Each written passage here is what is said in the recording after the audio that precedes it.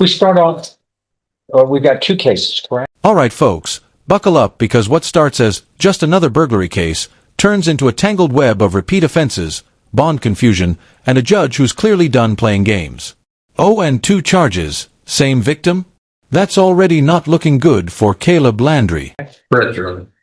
Both. And you are Caleb Landry? Sir. In 23 CR 908, the earlier case, you were charged with the state jail felony of burglary of a habitation on or about February 14th, 2023.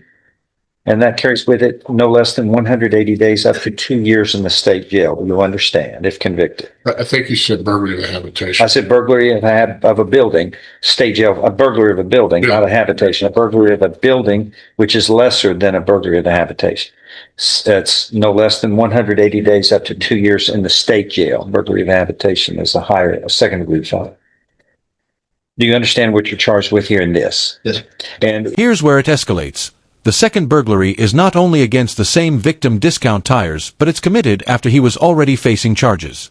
That's like getting caught cheating on a test and deciding to cheat again with the same answer sheet. in 24 CR 2225, filed on October 23rd of last year, this states that on September 17th, 2024, that you committed the state jail felony of burglary of a building. It's like the same building owner. The victim is the same as the previous case. Probably Discount Tires. And it goes on to state that you have, in this indictment, you've been convicted in 2005, felony offense of illegal possession of marijuana, a state jail felony out of Harris County, Texas. And in 2015, you were finally convicted in the criminal district court here of delivery of marijuana. And that doesn't affect the punishment range on this, does it? Yes, Judge. If he's Two prior state jail felonies on separate. Next to the third. Next to the third. So Legal check. Because Caleb has 2 prior state jail felonies, the new charge gets upgraded not in name, but in punishment to a 3rd-degree felony range. That means 2 to 10 years behind bars, and no probation option. Say goodbye to leniency. well, your punishment range is in 2 things that are problematic. Your punishment range will be enhanced if this is proven true to what would be a 3rd-degree felony punishment. It's state jail felony, but it's punished as though it was a 3rd-degree felony under law. And you were looking therefore at no less than 2 nor more than 10 years confinement. And here comes the pressure play. The prosecutor subtly warns, take the 12-month deal now, or we're enhancing both cases to 3rd-degree felonies. That's legal poker, and Caleb's chips are running low. In prison, and a fine up to $10,000 can be assessed. Plus, if this is true, you are not eligible for probation in either of these cases. Do you understand? Sure. Okay, that's should be a lot on your mind here. What are we going to do today? You know, the state has tendered an offer of 12 months or 1 year in the state jail facility. And How much time does he have credit, if any? Please. Okay, go ahead. Mr. Landry's advised that he's refusing that. Is that correct? Okay, You don't That's what you want to do? The state's offer. that's what you want to do? Speak up. It's a hard decisions, but it's your life. Right now, we're at a crossroads. It's either going to go that way or this way. Which one? To be clear, one thing that hasn't been stated, he is not eligible to receive probation from a jury. I said that. Should he do that, I will, if he continues down that path, I'll withdraw the state jail offer and give the enhancement notice on both cases so that they're both dealing with 3rd-degree. Sure. Okay, it wasn't. Yeah, It wasn't included in the first indictment for some reason. We must have recovered them by the time he alleged to have committed the second offense. He has 17 days credit. okay, not a lot. Not a lot. Let me ask something here. What's his bond? What are your bonds? I think it was 5. 5 each. $5,000? Each. Yeah. Probably 5 each, Your Honor. That's what he seems to. He's correct. Okay. When was this bond posted? In 908. I'm looking at July 15th of 2024, correct? Is that right, everybody? That's what I'm saying. If that's right, then It's he's $5,000 alleged to have committed the second offense while he was in on bond. September. Yeah, we got a bond issue. You committed, according to the grand jury, and this second offense after you had been charged and in this earlier case, and you posted a bond of $5,000. Let's see, stand by. Looks like the amount of bond was fixed at $25,000 on July.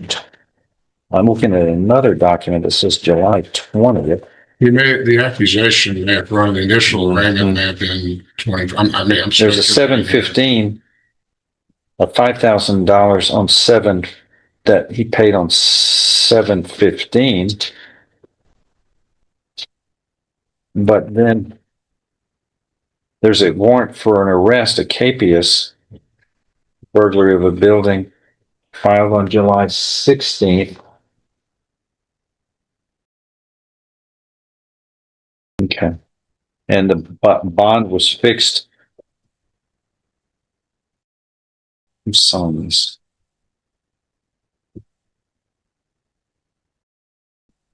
He probably got. Says the amount of bond fixed by the court in this case is $25,000 here. That was probably the initial arraignment. He didn't post bond. Yeah, it was an arraignment. And he got out on accusation after that, and the warrant popped up sometime after he was released on accusation in the bond. But it's showing 5,000. Was set at 5. Is that right, Lacey? It's showing 5,000 on this? Okay. But he was arrested on. And all of this was done though before it is alleged that he commits this next crime, 24 CR 2225. He may have been out on the accusation on the second offense. No, the second offense is on or about September 17th of 2024. All of this is July. And July. It's the initial bond he made in 908. Was made on 7/15 of 24, Yes. Of, $5,000. yes. Then what? And then it looks like the bondsman surrendered that bond when he was rearrested. And he made another bond in this case on 2/10 of 25. Of how much? The initial bond was No, I'm talking about the new bond. Should have been 10 if there was an airport. Definitely. it wasn't an AFR, so it was a surrender. Oh, all right. Is it showing it's still 5,000?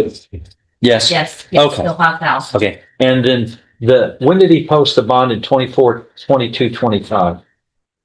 The new one. 10 of 25, What was that bond? 5,000. Yes. Well. On what day now? 2/10 of 25. Okay. That's after the. Yeah. That indictment had already been Right. prepared and has those prior convictions, and then you have that. Right. It just slipped. It must have slipped by somebody. See, on this indictment, here's what's, once again, I don't know how this is happening. On this indictment, on the face of the indictment, 7/20/23, that's me writing it. When I get the bond, I'm setting the bond at $25,000 plus a GPS device. Do you even have a GPS device? You don't even have that. I don't know what are my orders doing here that aren't being followed. I don't understand. But this was my orders on July 20th of 2023. Thereafter, those are changed. Or